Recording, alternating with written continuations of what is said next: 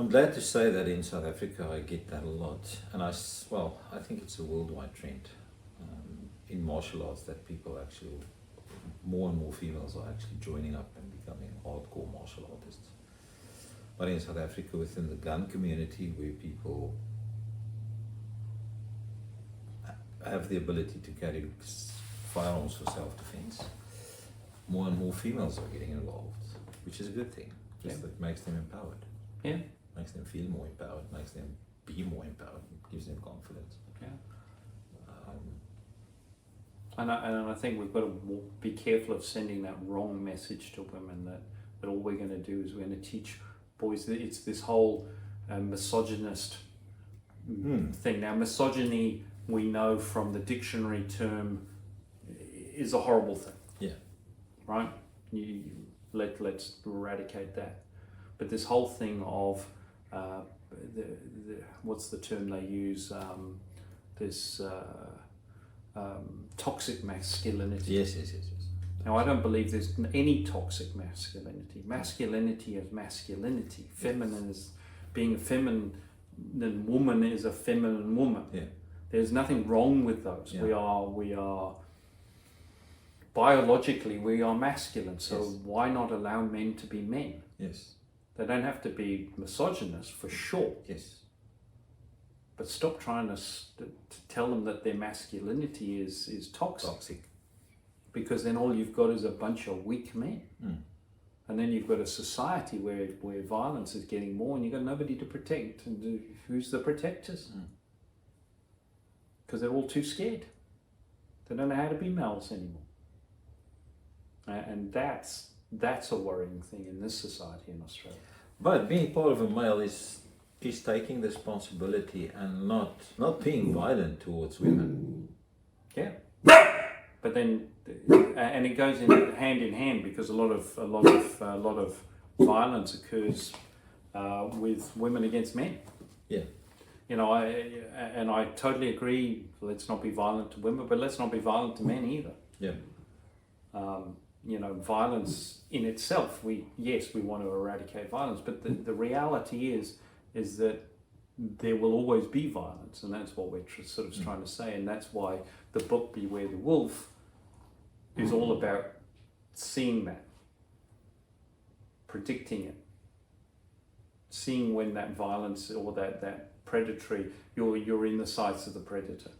Acknowledging that it exists and getting the hell out of there. Yeah. Well, what can I do? Yeah. Or if I'm cornered, what do I do then? And then understanding it, because anything we understand, we don't fear. That's true. You know, you get guys, we've got a good friend of ours who for years jumped out of planes. Doesn't fear jumping out of a plane with a parachute. Now for the average person jumping out of a plane with a parachute, it's a little bit, because we don't understand it. He understands it that intently that it doesn't bother him. But because he learnt about it, he digested that to the point where he understood that. And I think it's understanding,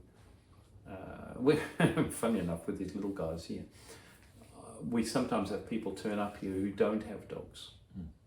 And their body language screams fear from this little furry because it's got teeth.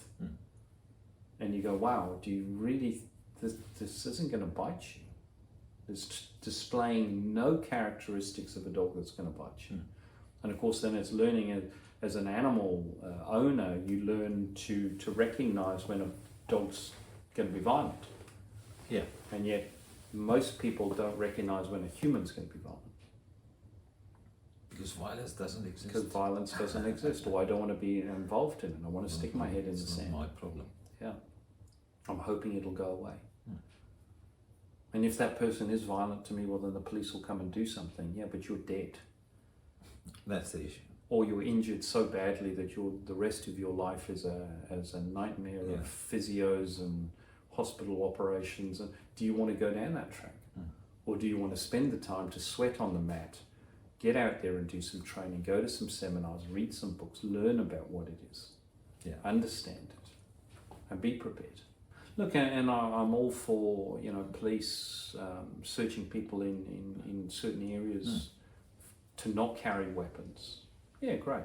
Because if somebody gets drunk and they're in the party precinct of Brisbane, they shouldn't be carrying a knife because they're not at their wits' skills while they're drunk or they're jealous or they're whatever. So take that away from them. Don't allow them to have that there. But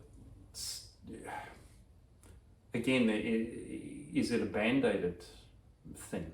Because we're saying, okay, well, we don't sell knives to under 18-year-olds. What, they're not going to get one from home? Of course they are. And if they can't get a knife, are they going to get a screwdriver? That's the thing. You're going to start taking the tools away? The knife policy, and I'm thinking, that guy can kill me with a hammer. Yeah. Does he really need a knife? Doesn't need a knife. He gets a hammer, he gets a stick, he gets... what are you going to say? Where do you draw the line? Where do you suddenly say, look, we need to educate people better instead of just taking things away from them? We've got to build a better society that way. Just taking stuff off people just tells people that we're all stupid. That's the thing. Because a knife in itself cannot kill.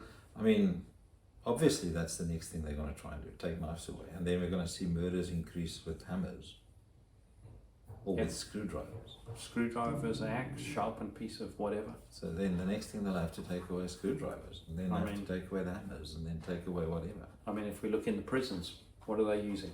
Yep. Sharpened toothbrush. What are we going to do? Stop people using toothbrushes? Toothbrushes. I mean, the violent criminal will always find something to perpetrate his violence because that's his skill set. Yeah. And this is what people forget, is that's a skill set. Violence is a skill set. And they're very good at it. Exactly. Just some of them aren't very good at not being caught, but they're very good, thank goodness. But they're good at their thing. Their skill set is violence. Yeah. Their job is to perpetrate violence and crime. That's how they make money. So as much as we look at them as criminals, we've actually given them it's like a CEO of a business or marketing director or something. They're a criminal. That is their job. Our job is to keep us safe. Yeah.